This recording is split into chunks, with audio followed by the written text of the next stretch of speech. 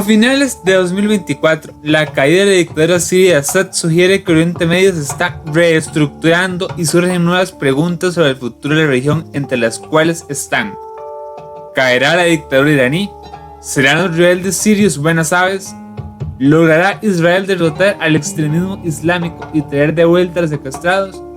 Eso lo veremos en el presente video, pero para conocer respuestas a estos interrogantes es necesario ver a fondo la historia del creciente fértil desde sus inicios hasta su posible futuro a través del formato del iceberg, que es una de las mejores formas de exponer la información desde la superficie hasta los abismos.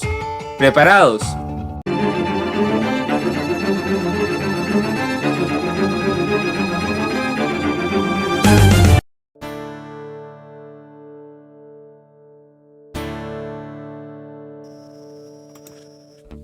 Este iceberg sobre Oriente Medio contiene 7 niveles, siendo el primero de ellos el origen de los actuales países de la región. Entre los antiguos pueblos de esta sección del mundo están los asirios, los persas, los hebreos, los pueblos del mar y los egipcios.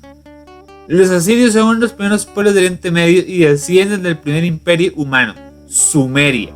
Su principal ciudad en la antigüedad fue Asur, urbe que le dio su nombre, y tuvieron 3 grandes imperios y varios reyes destacados como Arsubanipal, el primer monarca que estimaba la cultura y que creía las bibliotecas. Pero los asirios serían famosos por basar su economía en pedir prestado con una espada en la mano. Déjate robar, ese nervioso lo puedo notar. Lo que tú ganas no me va a alcanzar. Si te he robado en esa cuadra, de aquí solo faltas tú. Los pueblos del mar eran una serie de comunidades de origen griego que causaron el final de la era de bronce al terminar con la era micénica y el imperio hitita, además de enfrentarse al imperio egipcio que los expulsó al suroeste de Canaán, en la actual franja de Gaza, donde serían conocidos como los filisteos, los siempre eternos enemigos de Israel y ancestros de los palestinos que siguen en guerra con los hebreos en la actualidad. Vivían de saquear a las naciones del Mediterráneo y causar destrucción, gracias a que dominaban la metalurgia y sus poderosas espadas de hierro, que hacían chacota a las armaduras de bronce de sus enemigos. Soy Luis Barquero Villalobos. Si quieres saber quién soy yo, hijo de puta, venga aquí para que vea. Si no le vea, ¿sabe qué? Le punzo el ombligo, hijo de puta. Y me rinde a los pichados. Si quiere bien, hijo de puta, para chapear así, ¿verdad? Como chapear monte.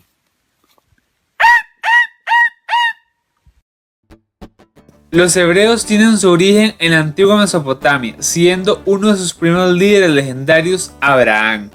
Llegaron a Canaán alrededor del año 1250 a.C., poco antes de los filisteos, en pequeños clanes de distintas familias que se fueron uniendo por medio de la fe en un Dios único llamado Jehová. Los relatos del Génesis y el Éxodo explican su origen mítico, pero incluso entre los académicos israelíes creyentes, Abraham, Isaac, Jacob, Moisés y Josué son personajes propios de la mitología fundacional del pueblo judío, ya que estas historias explican sus orígenes, tradiciones y cultura, como sucede con otros pueblos indígenas del mundo, aunque los historiadores de Nueva República digan lo contrario. ¡Ay, no! ¡Otro video, Teo! ¡No! ¡Ay, ay, ay, ay, ay, ay, ay! Mientras tanto, los egipcios nacieron de un grupo de cazadores y recolectores que descubrieron que en los alrededores del Nilo se podía sembrar trigo para moler y comer galletitas, además de tener una buena yunta de bueyes. Y con el paso del tiempo, no solo sembraban trigo y ordeñaban vacas, sino que se dedicaron a construir pirámides para sus ladrones estacionarios de turno, conocidos como faraones, para que ellos se sintieran honrados en el más allá, usando el método de prueba y error de sus arquitectos e ingenieros. Sorprendido por esta afirmación, la teoría de los antiguos astronautas construyendo triangulitos con volumen solo queda para vacilar en una noche de vibras con tus amigos, porque no tiene ningún puñetero sentido. Ya me enteré que eres un alien, me lo dijo alguien. Con razón estás chaparra, cuidado que ya te anda buscando la NASA. Agentes del gobierno están tocando la casa. Si tengo hijos contigo van a salir de otra raza. Eres una amenaza, no te quieres Mufasa. Ya sé que eres un alien, alien, alien. Ya sé que eres un alien, alien, alien. Ya sé que eres un alien, alien, alien. Ya sé que eres un alien, alien, alien. Dejemos a los egipcios tranquilos un momento para conocer a los antepasados de los iraníes, los persas.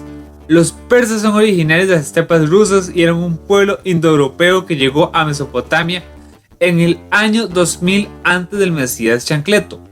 Fueron dominados por los agresivos asirios hasta que se rebelaron y destruyeron Nínive con ayuda de Nabucodonosor, el rey babilonio más popular de la historia.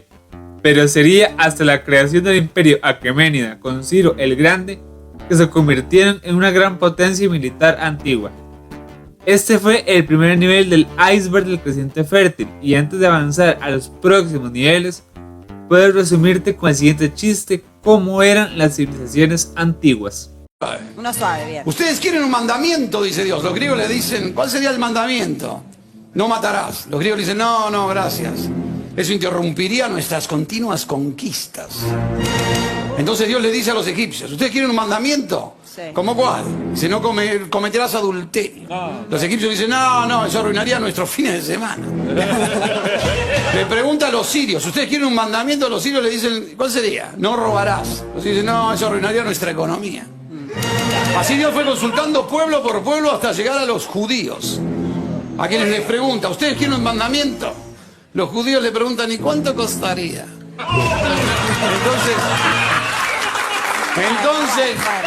Entonces Dios le dice, no, ¿cómo cuánto costaría? Sería gratis. Los judíos le dicen, ah, bueno, mándame 10.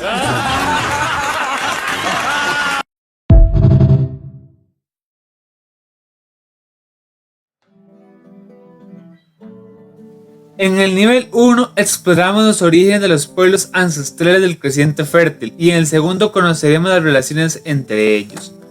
Los antiguos israelitas pasaron varias décadas para empezar a organizarse y formar un primer estado, siendo gobernados por los jueces militares, que eran abogados que, aparte de impartir justicia, también gerenciaban la autodefensa de los hebreos. Entre ellos están Otoniel, Gedeón, Débora, Sansón y Samuel, porque con el tiempo los judíos vieron la necesidad de tener un rey como todas las naciones vecinas, siendo el primer monarca Saúl. Saúl fue un rey con talento militar que se enfrentó a los filisteos varias veces, ya que los pueblos del mar salían de Gaza para molestar a sus vecinos hasta que David, el siguiente rey, los dejó bien aporreados y dejaron de joder por un buen tiempo. Con Salomón, el reino de Israel tuvo gran prosperidad económica y cultural, pero cuando Roboam, su hijo, se volvió el gobernante, el tamaño del estado era muy grande en la economía de los hijos de Jacob, siendo muy pesado de llevar por los sectores productivos, por lo que tocaba sacar la motosierra, pero el nieto de David se opuso porque esas son medidas neoliberales, lo que provocó una rebelión fiscal por parte de las tribus del norte, que al ver que no escuchaban su petición, hicieron casa aparte con la capital en Samaria. Zurdos, hijo de puta, ahí tienen.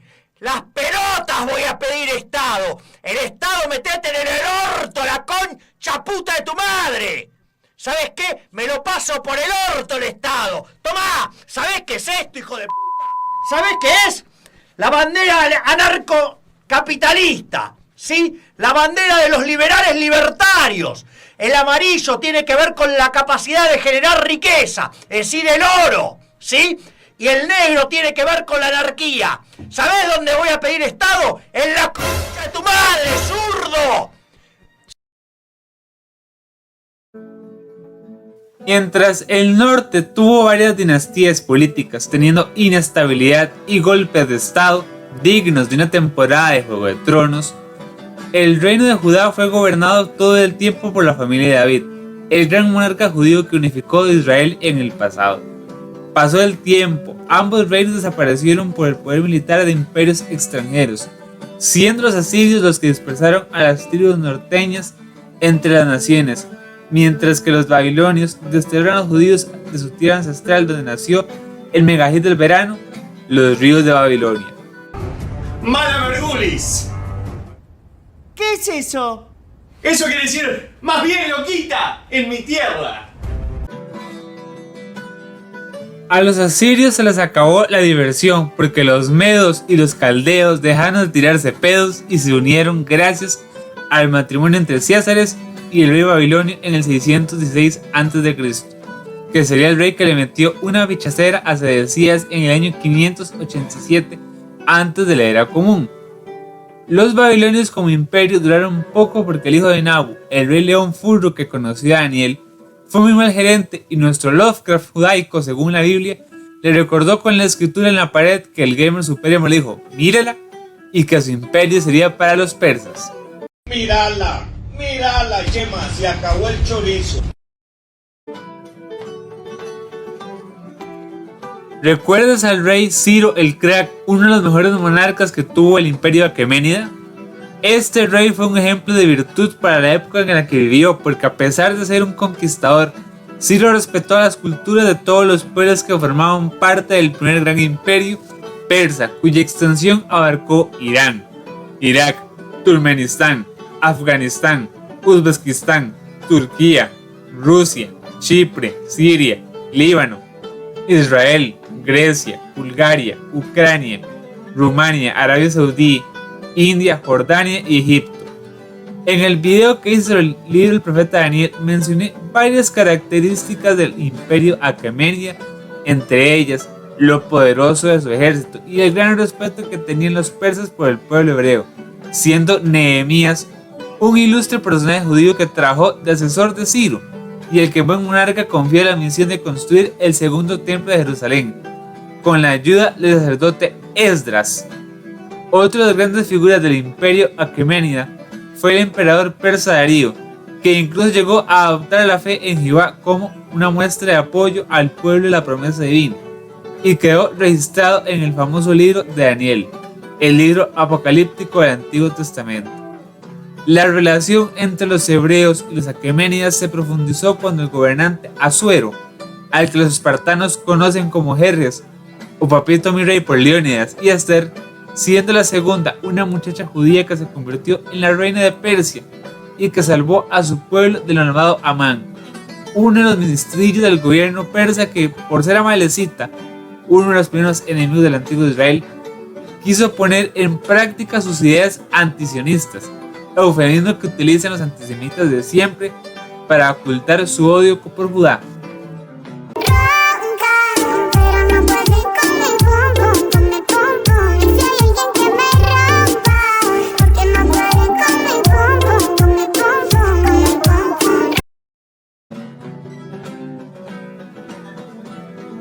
Pero el mayor defecto de los aqueménidas era que su ejército funcionaba como un oso devorando carne, pero con la lentitud de la caja persa del seguro social, por lo que esa debilidad la aprovechó el siempre veloz Alejandro Magno para convertir a los dominios de Zaratustra en una subsidiaria de los olímpicos.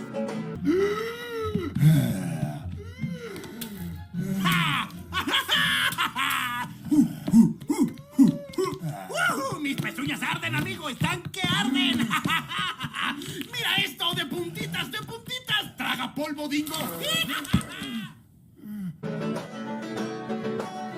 El leopardo alado del que habló el profeta Daniel fue el imperio griego, fundado por Alejandro Magno, que con 20 años asciende al poder proponiéndose como proyecto de vida la conquista del lento imperio aquemenida, y con la rapidez de tener una avispa entre las nalgas, se lanzó al oriente sobre las tierras que habían estado bajo el dominio de Persia, entre ellos Babilonia, Asiria y Egipto. 5 años más tarde, en 331 a.C., el mundo entero estaba a sus pies, pidiéndole que la tuviera adentro un toque, porque eso era una descarga vulgar de poder. En su invasión de la tierra de Israel en el 332 a.C., mostró gran empatía hacia los judíos y dejó intacta a Jerusalén. Tiene que cerrar el estadio. Los genios hacen eso.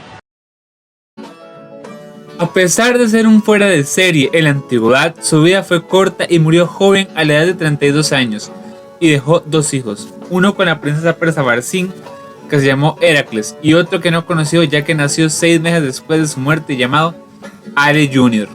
Sus hijos no heredaron su poder político, sino que el imperio griego se dividió entre sus generales, que eran 4, entre los cuales estaban Seleuco, padre del imperio seleucido. El otro sería Ptolomeo, que se adueñó de Egipto, y que tendría como descendiente famosa a Cleopatra, mientras que Grecia estuvo bajo Casandro, y Asia Menor fue la finca de Lisímaco. Esas eran las 4 cabezas de leopardo alado. Eso fue el nivel 2 del iceberg del creciente fértil, pero sobre los descendientes de Alejandro y su relación con Israel lo veremos en el próximo segmento. Continuemos.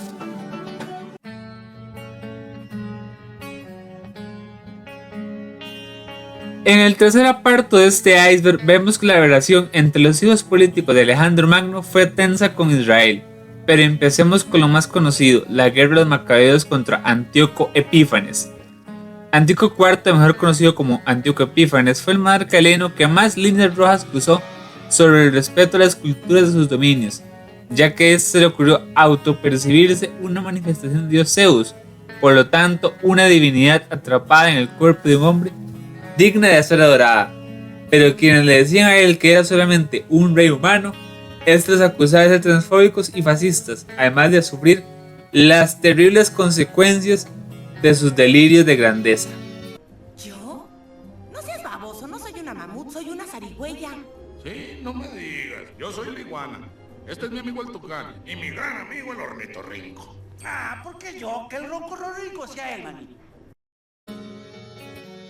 Los judíos se rieron de ver a un perturbado mental con poder político y mucha harina creyéndose un dios, pero pronto esas carcajadas se volvieron llantos, porque al igual que los extremistas de colores de la actualidad que usan el poder del Estado para perseguir a quien dice que solo existen hombres y mujeres y que solamente la unión de 2 sexos opuestos produce vida, no porque lo dice la Biblia, sino porque así lo demuestran los libros de biología, Antíoco, el autopercibido dios, usó el poder de su corona para tomar represalias contra Judea, prohibiendo el judaísmo y obligando a los hebreos a adoptar costumbres ajenas bajo pena de morir. Profanó el templo de Jerusalén, donde instaló una estatua de Zeus y dio de comer chicharroncitos a los sacerdotes, algo prohibido por la ley judía. Esto fue visto como una abominación y provocó una rebelión de batalla cultural y religiosa, liderada por la familia de los macabeos. Judas y sus hermanos se cargaron a las fuerzas seleucidas de los generales Lisias, Gorgias y Apolonio en las batallas de Maús, Bet-Jorón y Bet-Sur entre el 166 y el 165 antes del Mesías Chancleto. Las tropas helénicas se replegaron en consecuencia a Antioquía, lo que despejó el camino al templo de Jerusalén y permitió concluir la persecución a la religión judía del helenístico Antíoco IV Epífanes, quien había transformado el templo de Jerusalén en otro consagrado al dios pagano griego y mujeriego Zeus. Porque como no hay mal que dure 100 años, ni cuerpo que lo resista, en otoño del 164 a.C., el malvado rey que se autopercibía deidad se muere por una enfermedad, para ironía del destino, mientras que su retoño Antíoco V Eupator confirmó el derecho de los judíos a vivir según su propia ley, hasta que en el año 160 a.C. empieza el nuevo reino de Israel con la dinastía Hasmonea, bajo el liderazgo de Jonatán Macabeo, el hermano de Judas. Javier, te habla fuerte. ¡Ramón, la tenés adentro, boludo! No. Después de 100 años de la dinastía Hasmonea, Roma conquista Jerusalén después de intervenir en un pleito de 2 hermanos judaicos llamados Aristóbulo y Juanito Hircano II, que estaban pulseando una herencia jugosa de ser el siguiente rey de Judea. Pero debido a un tratado que suscribieron los macabeos con Roma, los hijos de Eneas podían servir de árbitros en estos enredos de Padre y Señor nuestro, y mandaron a Pompeyo, uno de los aliados de Julio César, a comerse esa bronca. Aristóbulo quiso meter presión a don Pompe y este le dijo: o se me calma o lo pongo a cagar fuego sitiando Jerusalén. Y el otro se hizo el gato bravo, por lo que Pompeyo le dejó ir toda la furia como Júpiter manda. Ya no puedo. ¿Cómo no?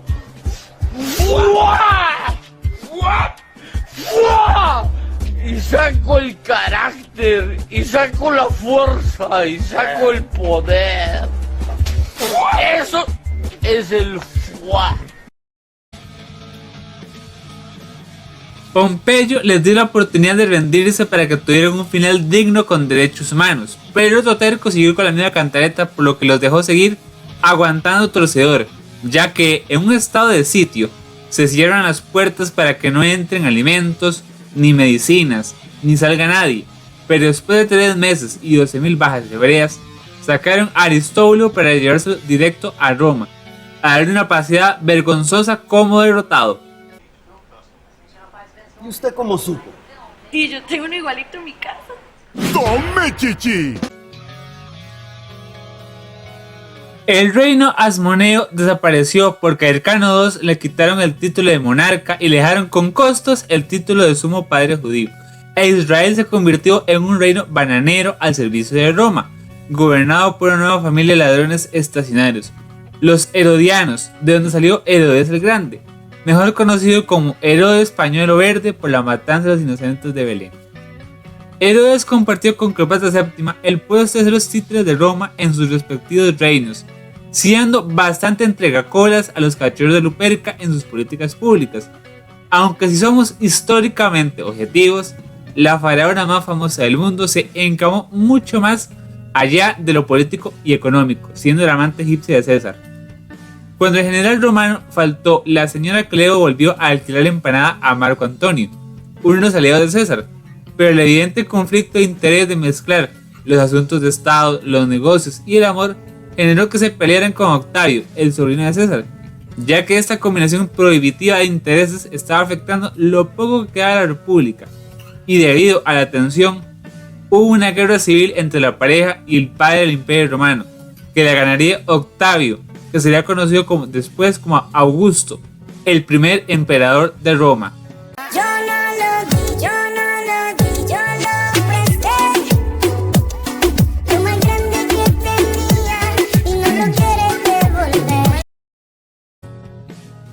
Poco antes de que muriera Herodes y se cumpliera la profecía de que la esposa favorita del patriarca Jacob llorara por sus hijos, nace uno de los filósofos judíos más famosos de la historia universal, Jesús de Nazaret.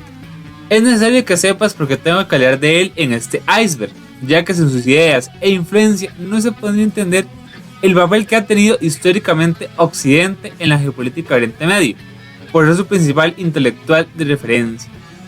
Volviendo al tema, Jesús de Nazaret nace alrededor del año 5 de la era común en Belén de Judea, en una familia judía de clase trabajadora. Sus padres son un carpintero llamado José, que pertenecía a la familia del rey David, mientras que su mamá María era una adolescente hebrea que recibió la visita del ángel Gabo un año después de su Mar Mitzvah. Los evangelios del Dr. Lucas y Mateo el publicano dicen que María quedó cargada sin tenerla sin hueso de ningún hombre adentro. Pero si somos realistas, eso es una jalada de los pelos.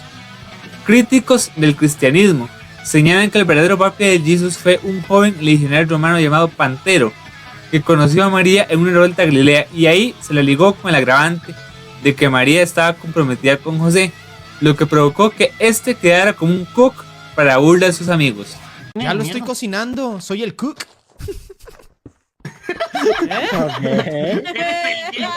El cook, el cocinero, pendejos idiotas.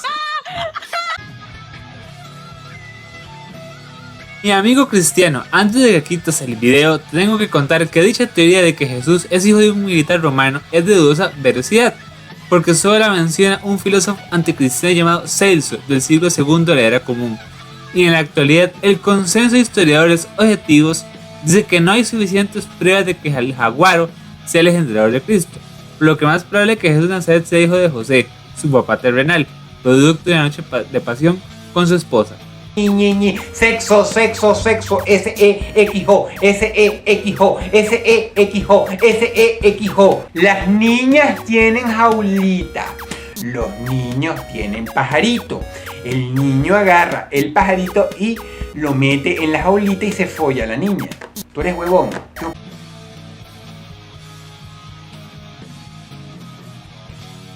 Algunos meses más tarde, al primer emperador romano formal, Augusto pidió realizar un censo en todas las provincias de su imperio, por lo que el Instituto Imperial de Estadística Romana le dijo al sobrino de Julio César que la mejor forma de llevar A cabo, la tarea era que cada persona se fuera a registrar en su ciudad natal, por lo que José y María, al ser originarios de Belén, ensillaron a la mula y se fueron para la ciudad de David.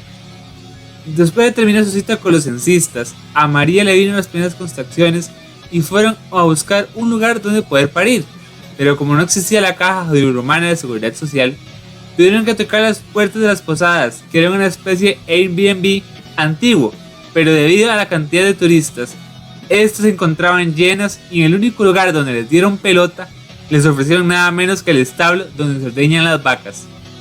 ¡Que alguien me explique!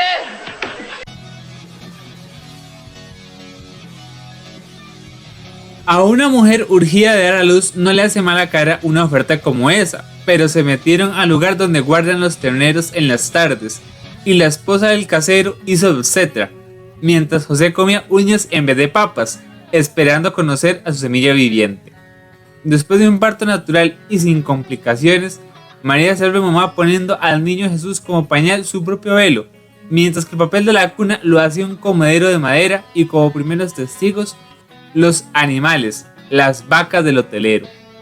Mientras pasaba todo esto, un grupo de pastores, pero no los que rezan y cobran el 10% de tu sueldo para que no vayas al infierno, sino verdaderos ganaderos, estaban cuidando sus ovejas y cabras en una noche normal, cuando ven al cielo un gran ángel en un holograma que dice Ahim, que es la palabra griega plural para el término Mae. Wey o Dut, no se me espanten, les tengo una notición que contarles.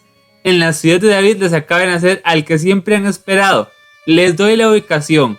Su Mesías se encuentra en un corralito con vacas a la par de una posada donde un adolescente los espera. Llévenle algo al chiquito, no sean tacaños.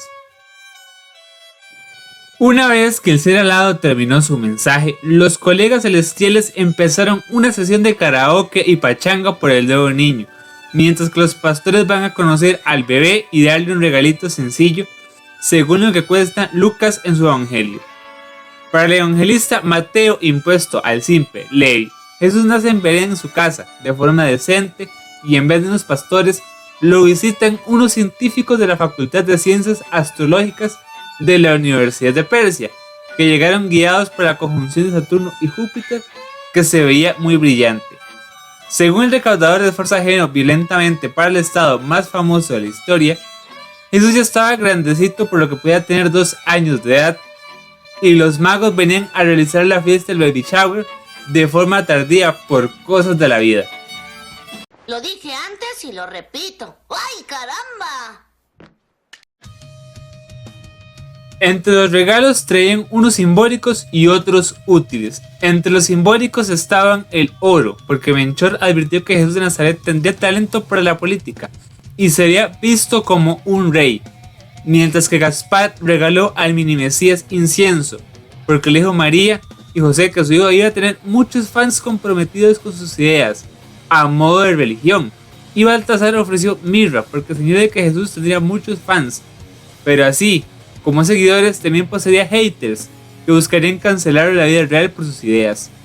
Entre los útiles había juguetes y tela para hacer ropa infantil, ya que no se atrevían a comprar outfits completos porque ellos mismos sabían que el viaje sería largo y podrían llegar con una talla más pequeña que no serviría de nada. Estos son algunos de los relatos más famosos sobre la infancia de Jesús, pero es momento de enfocarnos en su vida como adulto.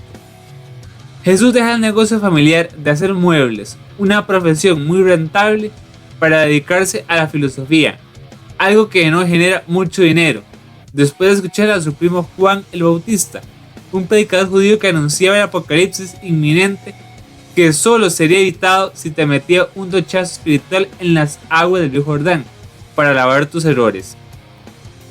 Jesús llega a bautizarse como el resto, pero Juan se opone porque lo reconoce como alguien superior. Pero Jesús le dice que él no será diferente a los demás judíos que buscan la justicia y la verdad. Está bien, pero por otro lado está mal, pero está bien. Jesús pasa un tiempo con Juan aprendiendo de su primo, pero en algún momento decide que debía tener su propia comunidad de seguidores con un estilo original y se aleja del desierto para llevar su mensaje caminando por los pueblos de la tierra de Israel. En su mejor momento, el nazareno fue seguido y admirado por multitudes, pero él, de forma inteligente, decide tener un pequeño grupo de seguidores más comprometidos con sus ideas que llegarían a ser sus amigos, una especie de Patreon antiguo que sería conocido como los apóstoles.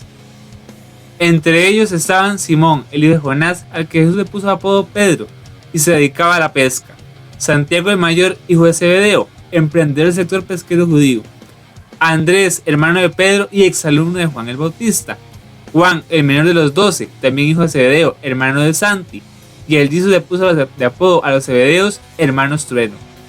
También estaba Felipe de Bethsaida, Natanael de Caná, mejor conocido como Bartolo, que se hizo fan de Cristo cuando debió convertir agua en vino; Tomás, el gemelito que le gustaba comprobar los hechos; Mateo Levi, cobrador de impuestos para Roma; Santiago el menor, primo de Jesús que lo conocía desde el kinder; Simón el celote, exguerrillero judío antirromano; Judas Tadeo, también se le llama simplemente Tadeo, porque nadie quiere ser tocayo de Judas Iscariote, el apóstol que traicionó a Jesús de Nazaret por dinero y que su nombre es sinónimo de ser carepicha, tal como Bruto que asesinó a Julio César o Luis Amador que traicionó a Rodrigo Chávez. Soy Dante Alighieri y apruebo este chiste para la nueva edición de la Divina Comedia. Mamador que la chupe por hijueputa. Jaja. Pero dentro del grupo también había mujeres, entre ellas María de Nazaret, ya que una buena mamá apoya siempre los proyectos de sus hijos mientras no sean dañinos. María de Cleofás, la mamá de Santi y Tadeo, primos del Mesías Chancleto y que fue testigo ocular de su crucifixión. Y por supuesto que María Magdalena, la mejor amiga de Jesús de Nazaret, que teóricos de la conspiración como Dan Brown señalan que era la novia de Cristo y que sería el antepasado de la dinastía merovingia, sin evidencia clara, pero sin ninguna duda. Según los evangelios del canon y los evangelios fanfic, mejor conocidos como apócrifos, María Magdalena era una mujer cercana que cumplía el rol de mejor amiga y confidente de Jesús de Nazaret, pero sin llegar a cumplir el papel de esposa, porque Jesús valoraba la soltería, y como premio de esa gran amistad sería la testigo ocular de su resurrección según la Biblia. Tuvo un papel importante llevando las ideas de Jesús dentro de las mujeres que se acercaban a los apóstoles, además de servir como asistente en las tareas domésticas de los mismos. ¡Qué la casualidad!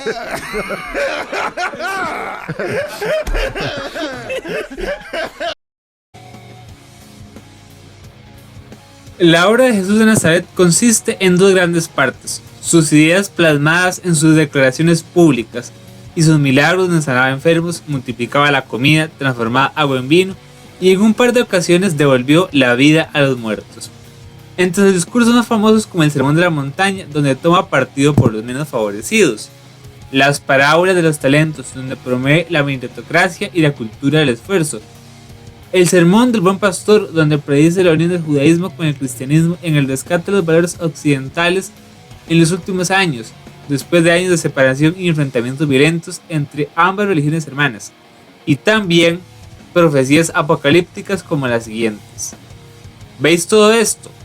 De cierto os digo que no quedará aquí piedra sobre piedra, que no sea derribada. Con esta frase Jesús advertía sobre la destrucción del templo de Jerusalén por Tito en la primera guerra judeo-romana, sobre la que hablaremos más adelante, además de anunciar la diáspora judía con la frase: caerán a filo de espada, serán llevados cautivos a todas las naciones, y Jerusalén será pisoteada por los gentiles hasta que los tiempos de los gentiles se cumplan. Pero no todas las profecías de Jesucristo sobre Israel son negativas, porque él predijo su restauración como nación al decir: no me veréis hasta que llegue el tiempo en que digáis, bendito el que viene en nombre del Señor. También dio señales sobre los tiempos del fin con las siguientes profecías: habrá señales en el sol, en la luna y en las estrellas, y en la tierra angustia y las naciones. Entonces verán al Hijo del Hombre viniendo en una nube con poder y gran gloria. Pero antes de su segunda venida aconsejó a sus compatriotas: entonces los que estén en Judea huyan a los montes, porque habrá entonces gran tribulación, cual no la ha habido desde el principio del mundo hasta ahora, ni la habrá. Durante sus 2 años como filósofo y predicador andante, Jesús de Nazaret tuvo gran aceptación popular entre los hebreos, pero como todo personaje famoso que tiene el aprecio de muchos, es inevitable que aparezcan odiadores. gente que va a hacerte la vida imposible por diversión o interés personal. Y los haters del Nazareno eran Anás y Caifás, sumos sacerdotes de Judea durante aquellos años que provenían del partido político de los saduceos, la versión hebrea y primitiva del Partido Liberación Nacional en esos tiempos, que estaban bien encamados con los líderes romanos y vieron en Jesús a un intelectual que denunciaba sus chorizos, siendo Caifás el autor de la frase: conviene que muera uno solo por el pueblo y no que perezca la nación entera, porque hay que proteger a las sinvergüenzadas bajo el paraguas de la defensa de la institucionalidad. Mírala, Chema, se acabó el chorizo. Por medio de la compra de voluntades, como practica siempre los corruptos, lograron que Judas el traidor se las vendiera para arrestar a su maestro, e hicieron un juicio amañado para condenar al Nazareno con el cuento de blasfemia, o como se dice hoy, discurso de odio. Pero como las leyes romanas protegían la libertad de expresión, le metieron el cargo de sedición, ya que lo señalaban Jesús deseaba ser rey, lo que lo convertiría en enemigo del emperador. Poncio Pilato, el alcalde de Judea, intentó librar a Jesús de una condena mortal, ya que se ve que le habían entregado a la justicia por envidia. Buscaba darle un indulto, pero los periódicos incursionados por medio de sus troles presenciales pidieron la crucifixión de Jesús y él, para quedar bien, lo mandó a ejecutar, pero se lavó las manos de esa culpa. Después del doble proceso penal, Jesús fue sentenciado a morir en la cruz, el castigo máximo para los delincuentes de las clases bajas, y fue clavado en las afueras de Jerusalén, en medio de víctimas de la desigualdad, logrando que uno de los ladrones se arrepintiera de sus crímenes en la zapriora. Después de estar pegado al madero 3 horas y de sufrir el abandono de Jehová con un reclamo incluido, Jesús encomienda su espíritu el 7 de abril del año 30. Como era Pascua, era de mal gusto dejar cadáveres decorando, por lo que José de Arimatea y Nicodemo, dos rabinos judíos miembros del Sanedrín, opositores de la dictadura de Anás y Caifás, además de amigos y admiradores en secreto de Jesucristo, piden a Pilato desde las manos limpias poder enterrar a su pana y este elegir el permiso, poniendo su cuerpo en una tumba prestada. Según los evangelios, el responsable que tenga los domingos libres salió vivo de nuevo el domingo y se le apareció a su mejor amiga María Magdalena, diciéndole que todo tenía un buen final.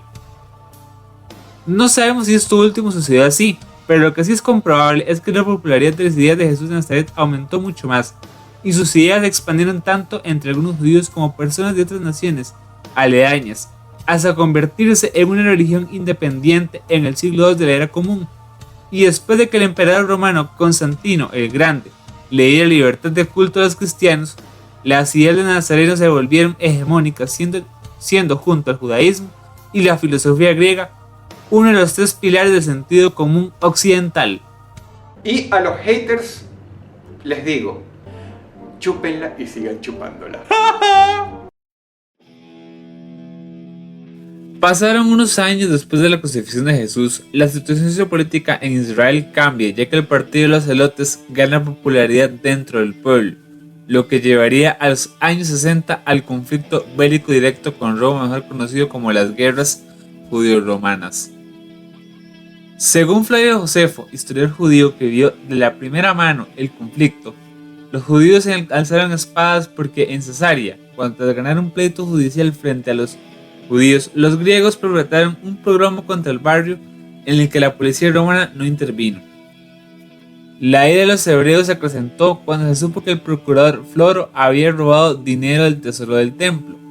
Así, en un acto desafiante, el hijo del sumo sacerdote, Eleazar ben Ananías, cesó las oraciones y los sacrificios en el templo en honor al emperador romano, que, como comenté en un video anterior, los romanos respetaban los credos de los pueblos que dominaban siempre que rezaras unas letanías en nombre del bienestar del emperador, y mandó a sus guardias a volarse a machetazos con la guarnición romana que estaba en Jerusalén. Pero el pogromio fue la gota de chile que derramó el vaso, ya que llevaban 100 años de abusos desde la corrupción en el gobierno, donde el desvío de dinero público por parte de los publicanos era el pan de cada día, hasta la intromisión del Estado en el nombramiento de los sacerdotes, poniendo en las gerencias a muchos pegabanderas, siendo Anás y Caifás ejemplos de antología.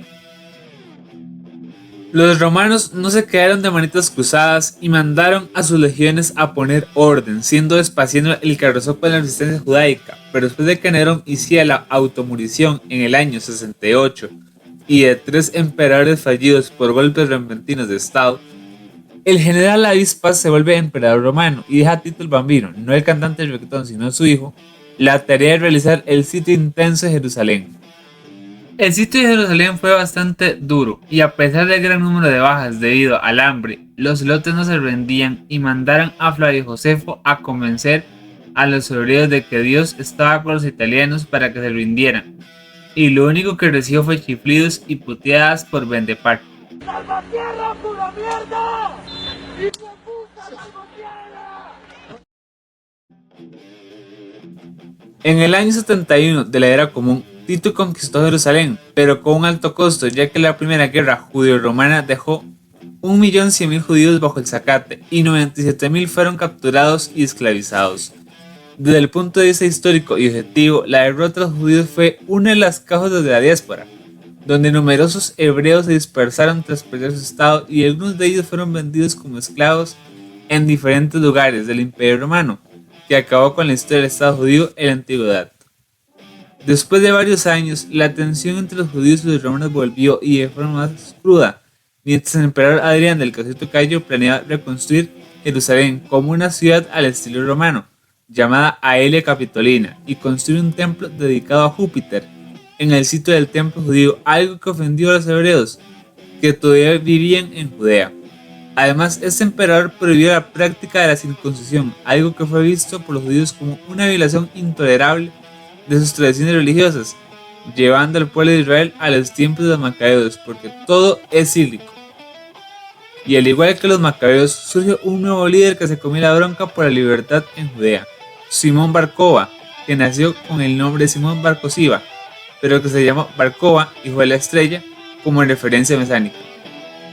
Fue un gran gerente en aspectos militares, logrando que los judíos formaran un ejército guerrillero bien organizado y construyeron una red de túneles para defenderse de las legiones romanas, capturando numerosas fortalezas y obtuvieron el control temporal de Judea, incluso estableciendo un gobierno independiente. ¡Negro Garca! ¿Dónde te metiste, carajo? ¡Acá, tomá! Pero Adriano no se quedó de brazos cruzados y envió a su mejor general, Julio Severo, el que te da duro por el tercero, junto con refuerzos de varias partes del imperio para hacer concha a Simón, haciendo que Roma desplegara tácticas de tierra arrasada, destruyendo ciudades y aldeas para aislar a los rebeldes, teniendo una batalla final en Betar con victoria para los cachorros de Luperca en el 135 después de Cristo. Adriano tomó una decisión drástica, prohibiendo a los judíos entrar de nuevo en su tierra ancestral, además de cambiar el nombre de la región pasando de llamarse Judea a Palestina, en honor a los filisteos, el peor enemigo del antiguo Israel, como broma de mal gusto. Este dato jamás te lo van a contar los izquierdistas ni los ultraderechistas, porque demostraría que la causa pro-palestina y el antisionismo tienen como base el odio al pueblo hebreo y por lo tanto es antisemitismo puro. Tanto los judíos cristianos como las demás formas de judaísmo abandonaron su tierra y volverían a su tierra casi 2000 años después, en 1948, con la creación del Estado moderno de Israel, después de los horrores de la Segunda Guerra Mundial. Los romanos siguieron dominando la tierra ancestral hebrea durante varios siglos, y a pesar de que Constantino impulsó la libertad de culto y visitó Tierra Santa con su madre Helena para construir templos en honor al filósofo judío más famoso del mundo, del que Flavio Josefo reconoció como un hombre sabio, la situación de los hijos de Jacob no mejoró del todo, porque dentro de la Iglesia Católica habían voces que acusaban a la totalidad del pueblo elegido de Dios como los causantes del final de Jesús, cuando si uno conoce la historia desde un punto de vista objetivo, su clara ejecución fue por motivos políticos y realizada intelectualmente por tres personas, siendo Anás, Caifás y Poncio Pilato los responsables, y apoyada por una minoría bastante ruidosa partidaria de aplicar la cultura de la cancelación a los que hablan con la verdad, mientras que el grueso del pueblo judío alrededor del año 30 veía al nazareno con buenos ojos, y en la actualidad Jesús de Nazaret es reivindicado en Israel como personaje ilustre de nuestra nación y fuente de atracción turística, a pesar de que no es visto como el Mesías que han esperado siempre. Como mensaje final de este primer episodio, porque vienen más en camino y falta mucho por cubrir, a pesar de todo lo negativo que dejan los conflictos bélicos, la paz plena llegará a Oriente Medio en algún momento, mientras no se pierda la esperanza. Si te ha gustado este video, dale like y compártelo con tus amigos. Si quieres apoyar mi trabajo y quieres conocer todo mi material, te recomiendo suscribirte. En la descripción te dejo mis redes sociales para que puedas estar en contacto conmigo, ya que publico mi día a día y dejo mucho material avanzado que te encantará. Te lo ha contado Adrián y te deseo dulces sueños.